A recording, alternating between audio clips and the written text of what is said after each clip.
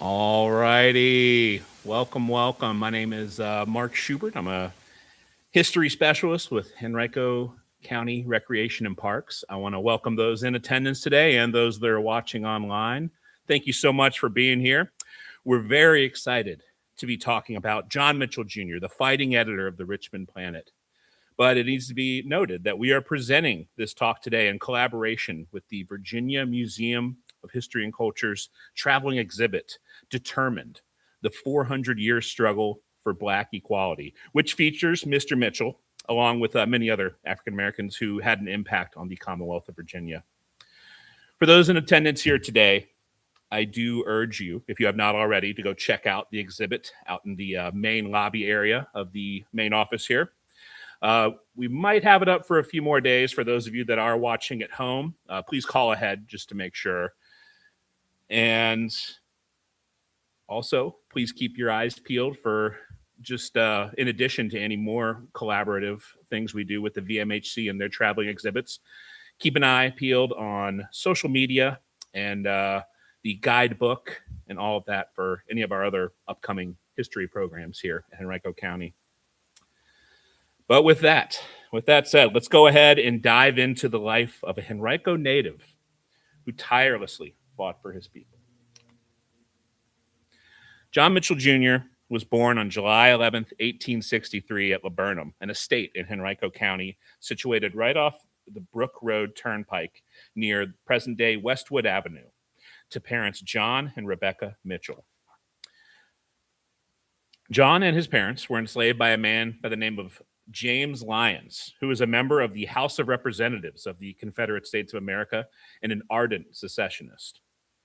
Due to Lyons' prominent position in the government of the Confederate States of America, it wasn't uncommon for people like Robert E. Lee or Jefferson Davis to visit the estate of Laburnum.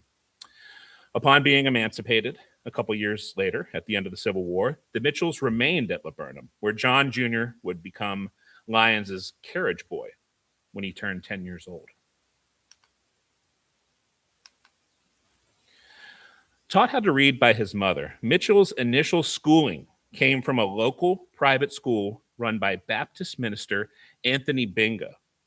But by the early 1870s, John would be enrolled at the Navy Hill School, one of the city's new public schools located at 6th and Duval Street that catered to the African American population and would become known for the high caliber of its teachers and students.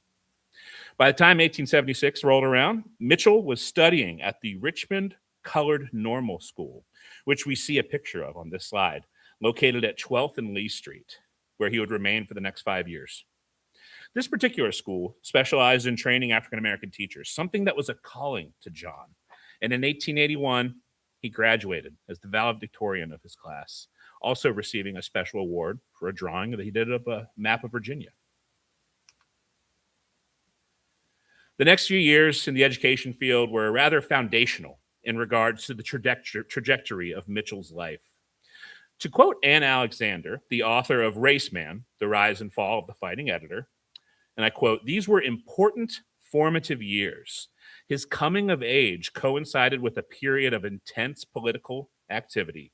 And as a teacher, he found himself at the center of disputes that altered the course of Virginia politics and changed the way Blacks and whites viewed race relations." His first teaching job saw him relocating to Fredericksburg, Virginia, where he began instructing at the Fredericksburg Colored School alongside a fellow RCNS alumni named Marietta Childs, who also became a close and lifelong friend of his.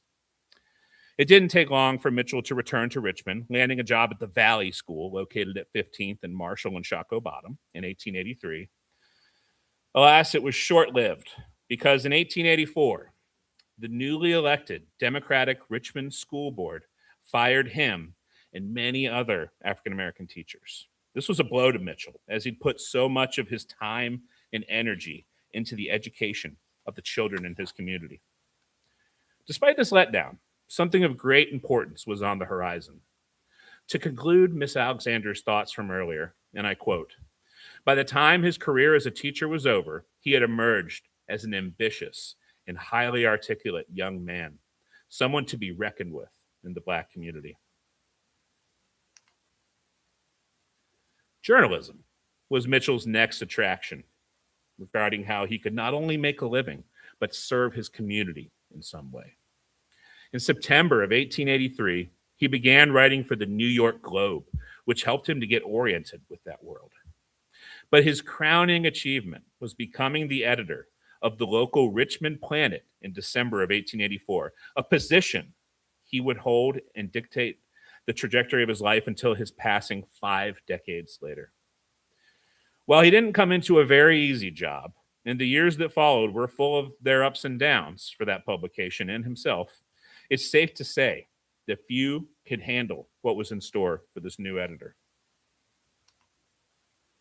Having only been founded a couple years earlier by 13 local formerly enslaved men, 11 of whom were part of the black educators that were fired alongside of Mitchell, and not actually going into print until later 1883, the Richmond Planet was still in its infancy. In fact, Mitchell had reported about the formation of this very paper in a New York Globe article that he'd written in the fall of 1883, highlighting the excitement that he and his fellow Richmond citizens had for this paper's creation. The initial editor was a man by the name of Edmund Archer Randolph, a local and the first black man to graduate from the Yale Law School some years prior. Details are murky exactly as to why Randolph left the paper. But after he moved to Washington and left behind a printer's bill of $104.51, along with a list of delinquent subscribers, Mitchell assumed the vacated position after an interview and wasted no time improving the seemingly doomed operation where he could. The early years were a financial struggle, to say the least, seeing Mitchell having to lay out, edit, and publish the entire paper in his room at a boarding house. Thankfully, in 1888, he purchased an electric printing press and moved the Richmond Planet headquarters to Swan Tavern on the 800 block of East Broad Street. Under Mitchell's direction, the Planet gained national prominence in the decades that followed by becoming a firm advocate of racial justice and civil rights, along with encouraging racial pride in the African American community. An early advertisement seems to sum up the approach and general vibe of the paper, reading, and I quote, "Do you want to see what colored people are doing? Read the Planet. Do you want to know what colored people think? Read the Planet. Do you want to know how many colored people are hung to trees without due process of law? Read the Planet. Do you want to know how colored people are progressing? Read the Planet. Do you want to know what colored people are demanding? Read the Planet." Riding upon the momentum of the ever-growing Richmond Planet, Mitchell was even given the honor of becoming the president of the Afro-American Press Association in 1890, a position he would hold for the next 4 years.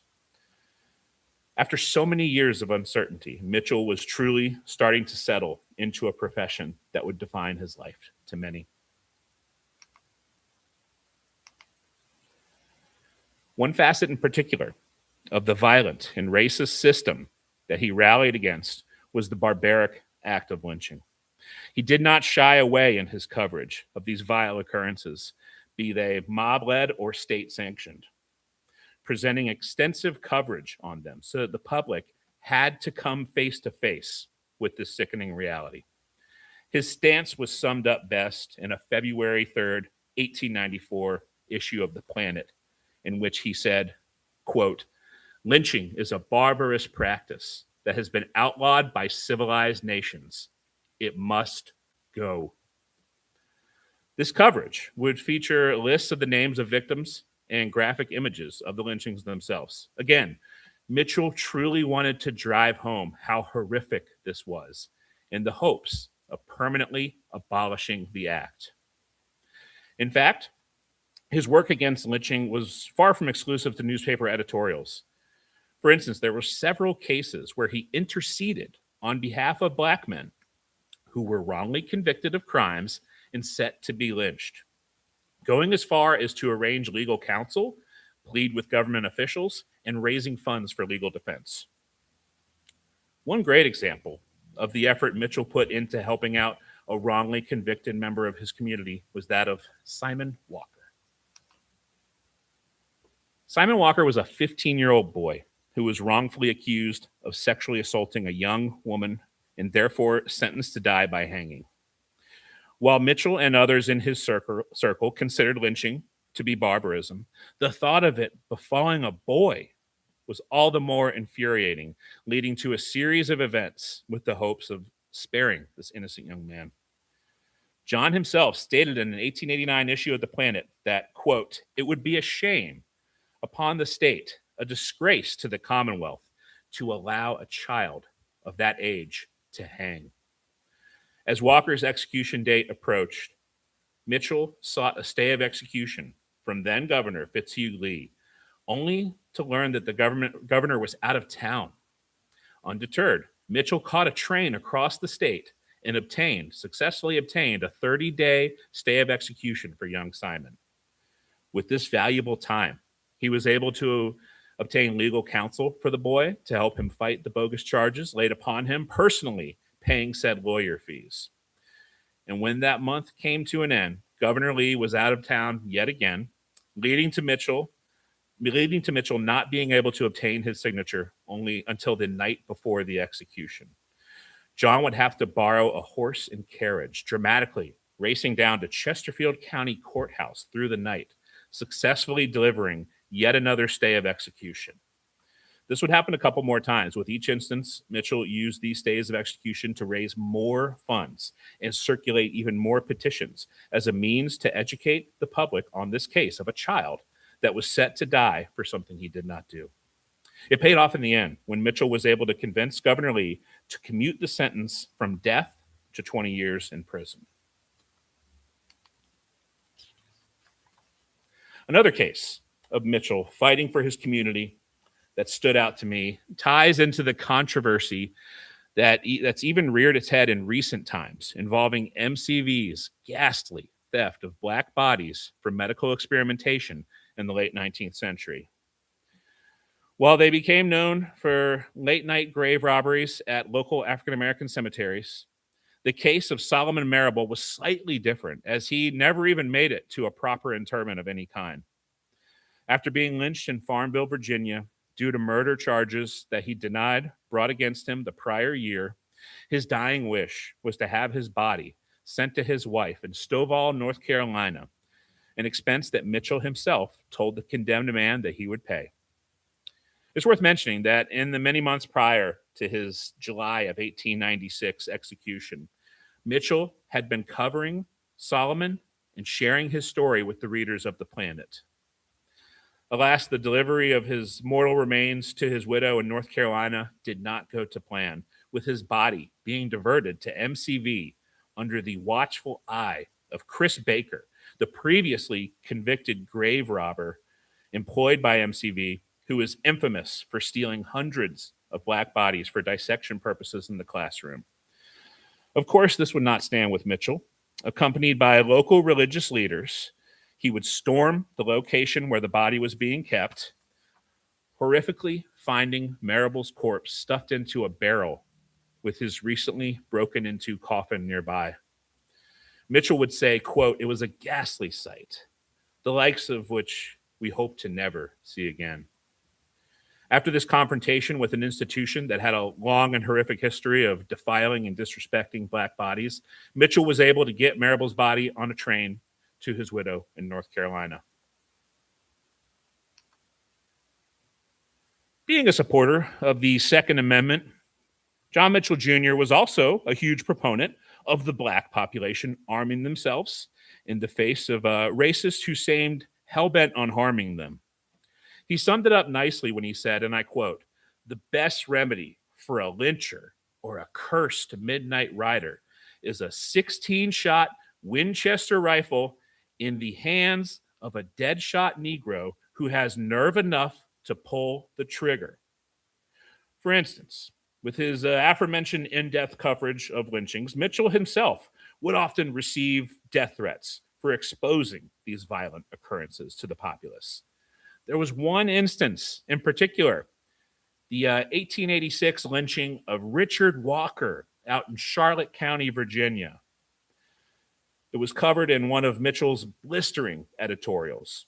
Some days later, a noose, and a letter adorned with a skull and crossbones featuring various threats on Mitchell's life arrived at the Richmond Planet, essentially telling him to shut up and never set foot in Charlotte County, emphasizing their intent with the following quote: "If you poke that infernal head of yours in this county long enough for us to do it, we will hang you higher than he was hung."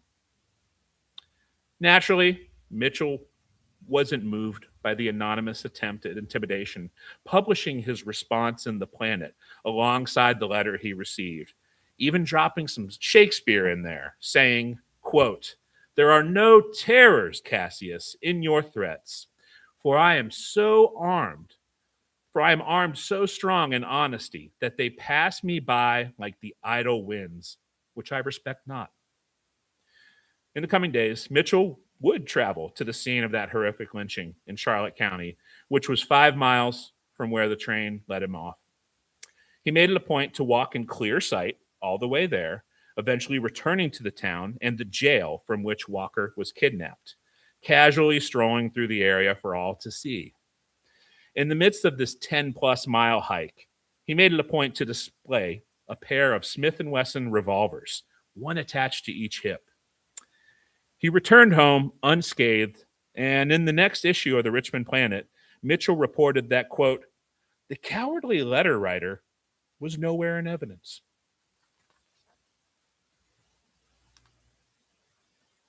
While Mitchell was a vocal proponent of African Americans defending themselves from a system that was inherently against them, that being the Jim Crow South, he also tried to change the system from within when he got into politics. In an 1888 election, he won a seat in the Richmond Common Council as a Republican. 1890 would see John being voted into the Board of Aldermen.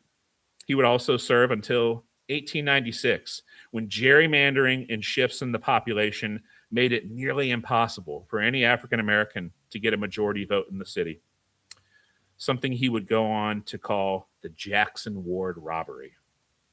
Nonetheless, in that time he was there, he fought for his people by securing $20,000 for the construction of new African American schools and getting the city to provide funds for the construction of an armory for the 1st Battalion Virginia Volunteers in Jackson Ward, among other things.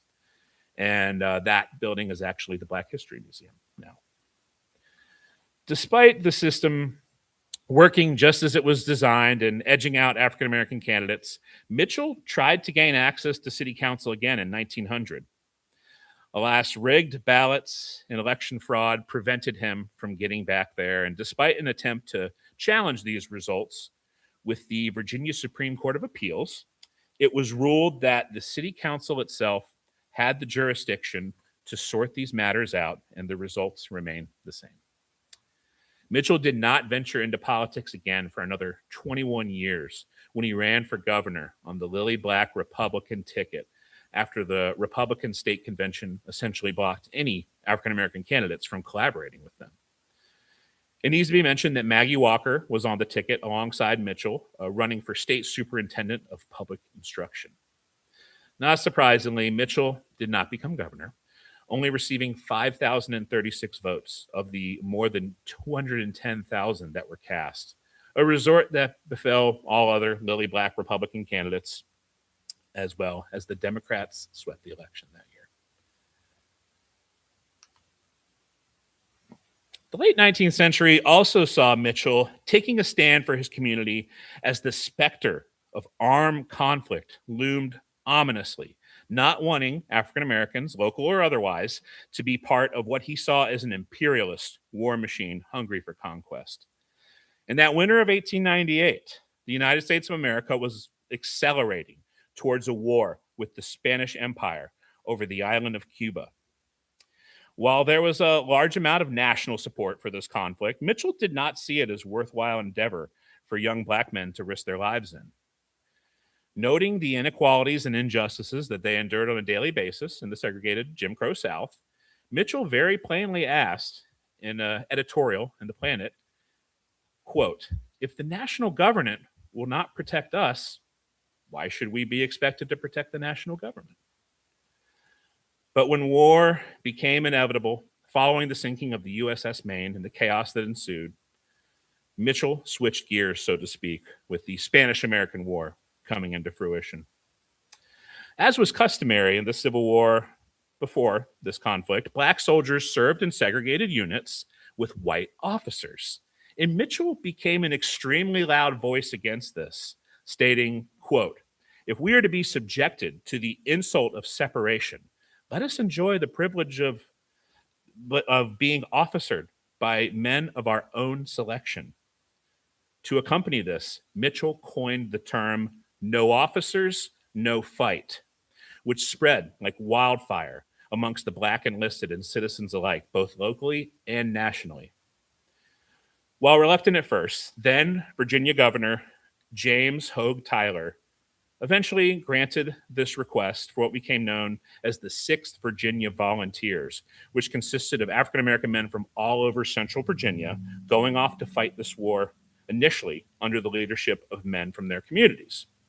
I say initially because eventually promises were broken and pushback occurred, all of which was covered by a secret correspondent for the Richmond Planet, who was a member of this unit of men who would eventually become known as the Mutinous Sixth. And I'll say this, if you want to learn more about the Mutinous Sixth, I'll be doing a talk exclusively about them on 2 p.m. Saturday, April 18th at the Eastern Henrico Rec Center. Come on out or be sure to tune in. I believe we're going to be doing that on there as well. How's that for a little teaser plug combo? Good stuff. Anyways, on this slide, we see a photograph of company and staff officers who were assigned to the 2nd Battalion of the 6th. And that was taken at Camp Poland, Tennessee in October of 1898. And also to the right, we see that first mention of "no officers, no fight" by John Mitchell Jr.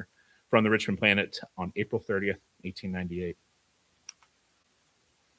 Arguably, though, one of Mitchell's greatest local actions was the organizing of a boycott against the streetcars in Richmond. The early 1900s saw the specter of Jim Crow strengthening throughout the South, and Richmond was no exception of that. Mitchell and many others were disillusioned with the loss of political power in the black community that had been gained over those previous few decades following emancipation. White supremacy was slowly taking back its foothold as the law of the land, and something had to give. Taking off in April of 1904, following an announcement from the Virginia Passenger and Power Company that their streetcars would become segregated, Mitchell, alongside other local civil rights activists like Maggie Walker, urged their fellow community members to stop riding these vehicles.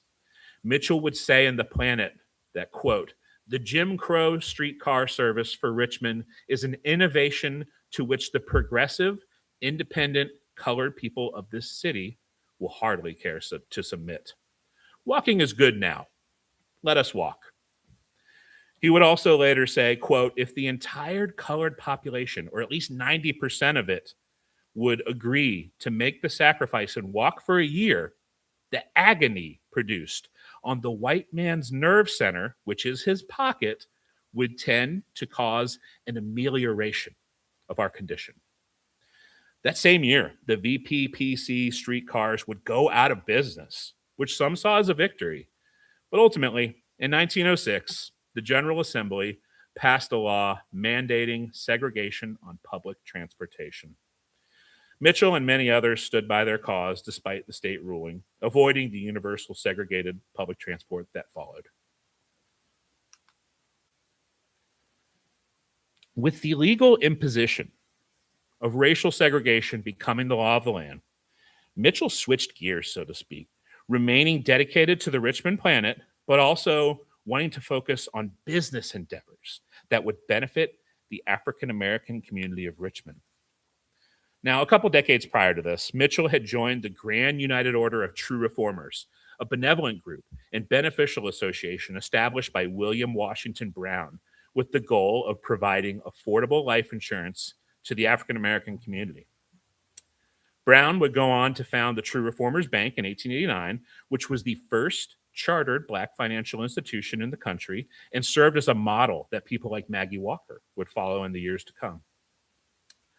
Mitchell sat on the board of directors for the True Reformers Bank, a position that would aid him greatly with future endeavors in that realm.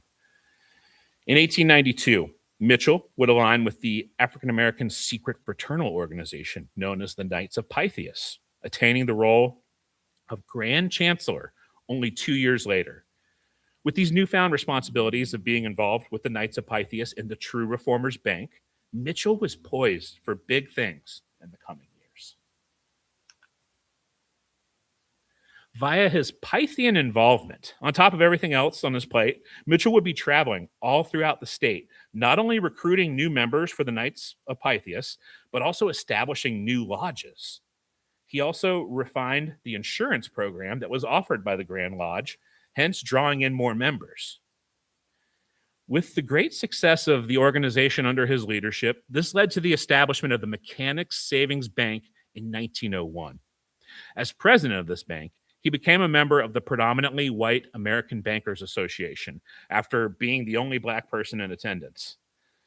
Less than 5 years after the system kept him from participating, Mitchell used this platform at the ABA to speak at the September of 1904 meeting, reminding his fellow members that while white Southerners had blocked African American political involvement, it was uplifting to see a majority of white men in the business world embracing him and others as equals.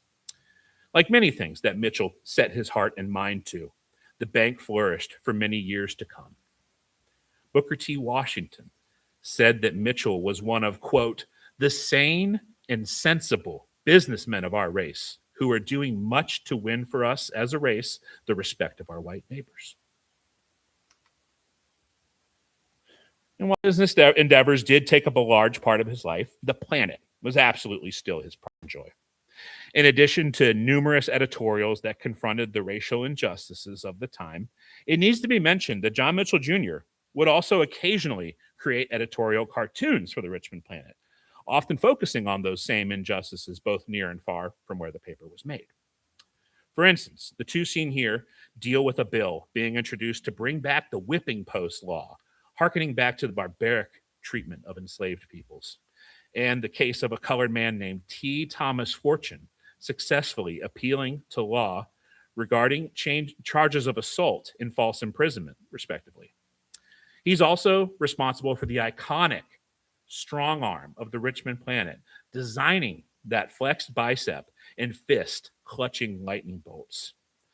The cartoons weren't a constant by any means, often having others syndicated from elsewhere for publication, but it helped to pave the way for Mitchell's 1917 hiring of a local artist by the name of George H. Ben Jonson, whose editorial cartoons with the Richmond Planet would make an impact with the African American community far beyond Richmond in the years that followed. 1917 also saw the founding of Woodland Cemetery, a much-needed post-emancipation uplift cemetery that was established in the wake of the success seen at Evergreen and East End cemeteries. These particular cemeteries were necessary in the Jim Crow South due to segregation extending even into death, as it determined where one would be buried.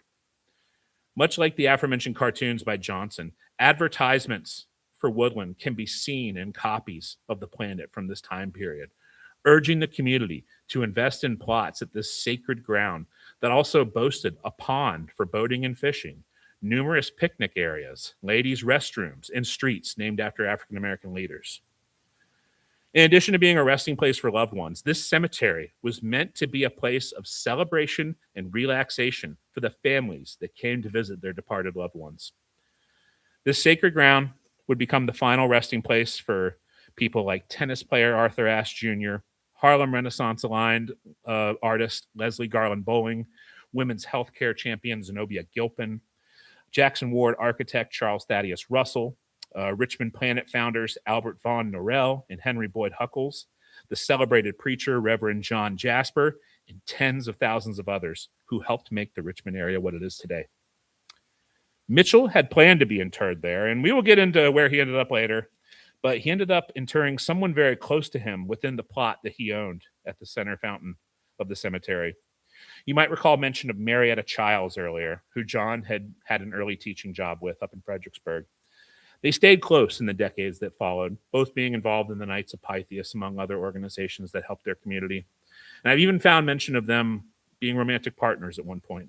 But when she passed in April of 1921, John put her to rest in his plot at Woodland Cemetery. Around this time, Mitchell's political activism wasn't as dialed up as it had previously been, though still present.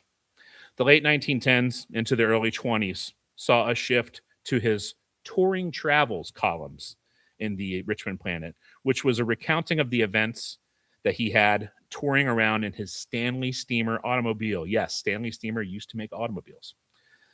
It was also around this time that things began to change for the worse.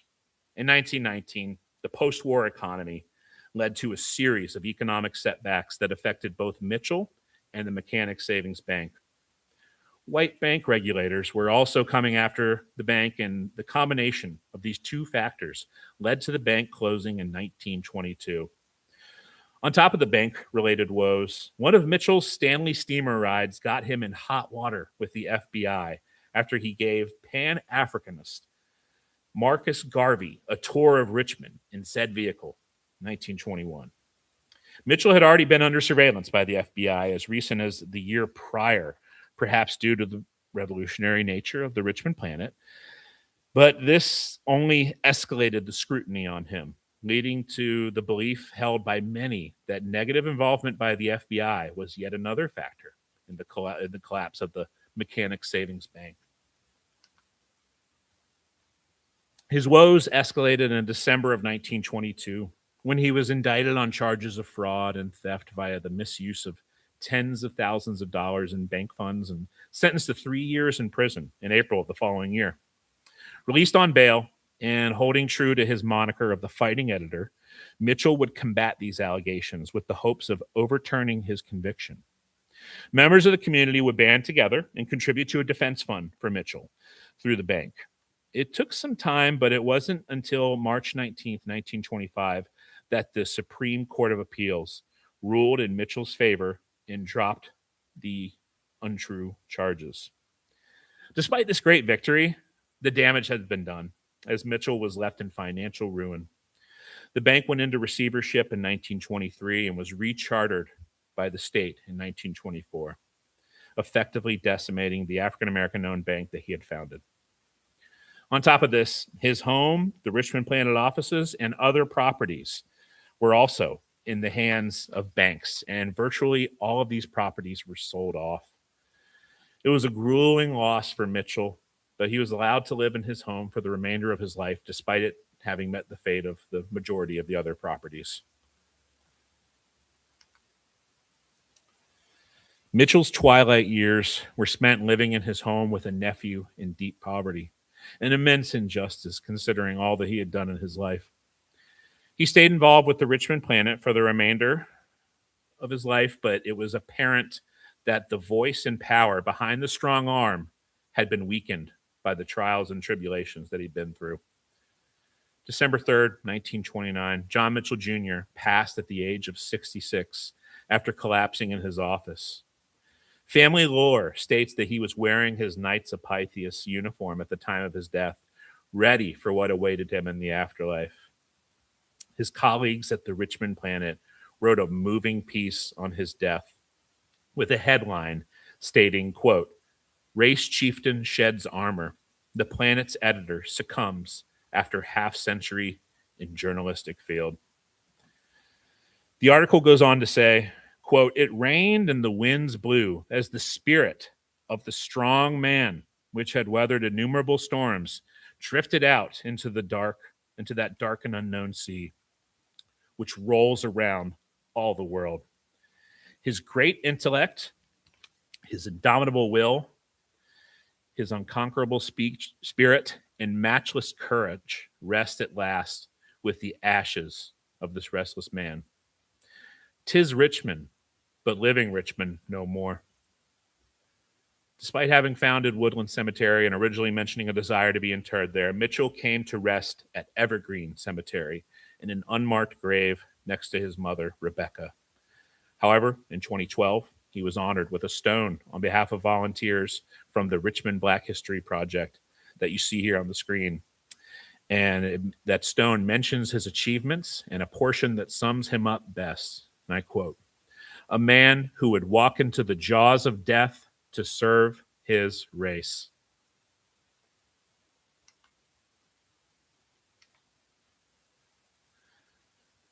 The Richmond Planet would go on for another 8 years, with Albert von Norell, who was one of those 13 original founders of the paper and a longtime educator, taking over as editor until the Planet eventually merged with a like-minded Baltimore-based publication called the Afro-American. There would be a series of slight name changes like the Richmond Afro-American and others in the years that followed, but it ultimately led to a modern successor known as the Richmond Free Press that served as a paper for the local African American community from 1992 up until very recently when they ceased publication just last month. Woodland Cemetery would suffer the fate that virtually all other post-emancipation uplift cemeteries did, falling into disrepair and overgrowth, becoming the victim of vandalism and dumping that followed until the end of the 20th century into the beginning of the 21st century. Thankfully, in the late 2010s, there was a upsurge in volunteer cleanup out there that has absolutely transformed it from nightmarish to well on its way back to being that sacred place that Mitchell had envisioned for his community. If you feel called to do so, they are always accepting volunteers and the volunteers to help to maintain this resting place of a projected 30,000 African American Richmonders. A stroll through Jackson Ward will show remnants of Mitchell's impact, like the last location of the Mechanics Savings Bank building, which would become the offices for the Southern Aid and Insurance Company in 1930, still standing at 212 East Clay Street. There's even a mural to Mitchell, painted on the side of a building that resides at the corner of Broad and Adams Street, right near the monument to Maggie Walker. And while the offices of the Richmond Planet are long gone, the Library of Virginia stands there today and is the home to many archival items pertaining to both Mitchell and the Planet, keeping the legacy of each alive and available to members of the public who are curious to learn more. And lastly, it needs to be mentioned that there's a bit of a collaboration brewing between the Firehouse Theater, the Virginia Museum of History and Culture, and the descendants of the fighting editor. That'll be coming to the Firehouse Theater, hopefully within the next year or so. I've been hearing little bits and pieces through the grapevine, and it's sounding like it's going to be great. So keep your eyes peeled, and let me know if you have any questions. I'll take a quick swig of water.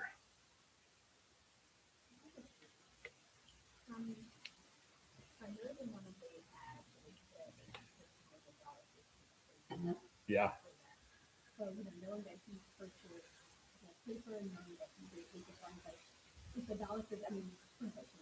Oh, yeah.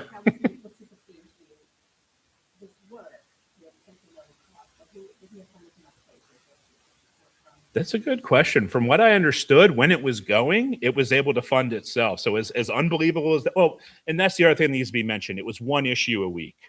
So I believe it was every Friday or Saturday, an edition of the Planet would come out. So, in that case, that's only what, 54 a year. But yeah, no, if it was daily, that would be nuts. But yeah. Mm-hmm.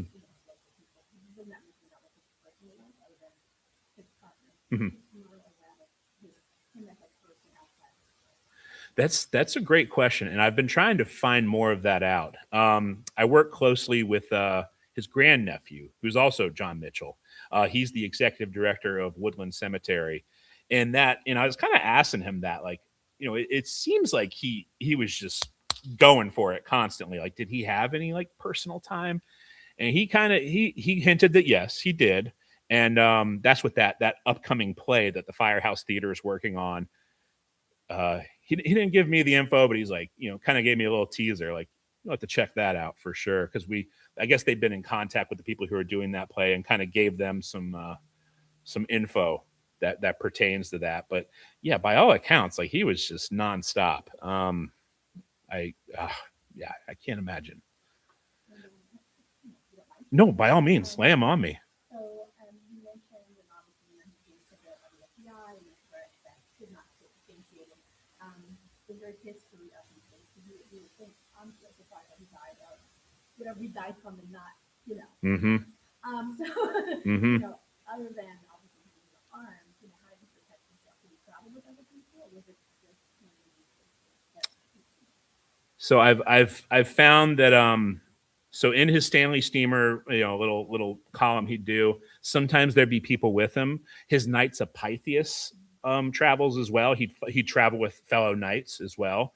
So I'd imagine, especially, let me say this: I can't imagine being a black man traveling at that time, but I'd imagine they, would take measures. I have a hunch that those gentlemen were also of the same persuasion to have some protection on them for sure.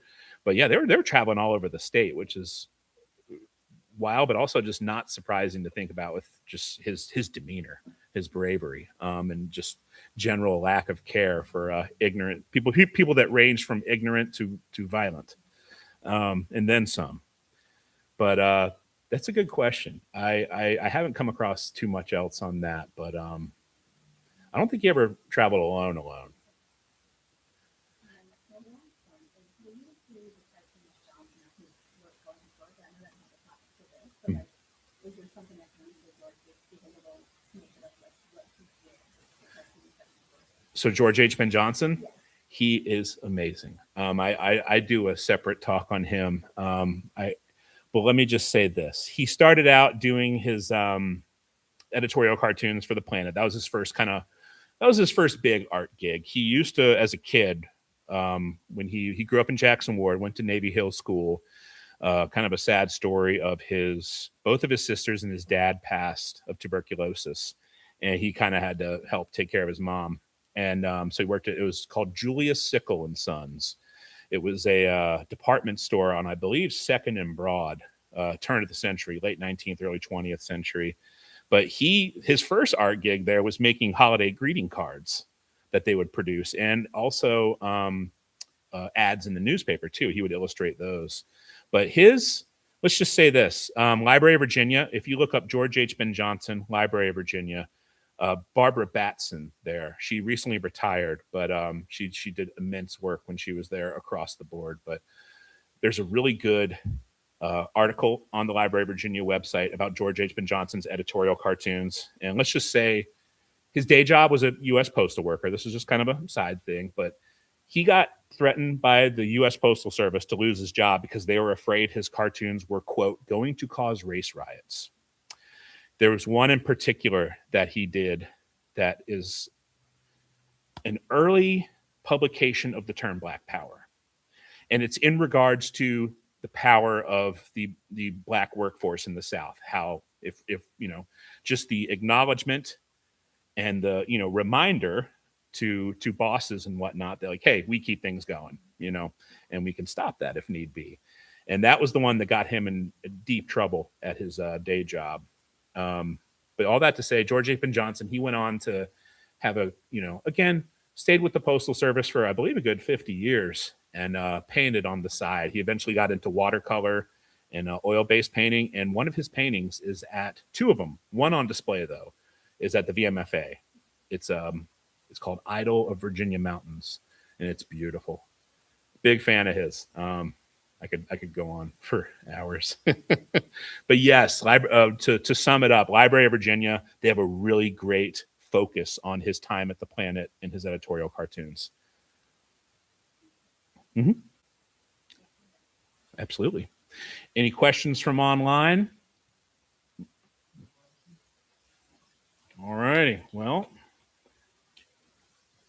I think we're good.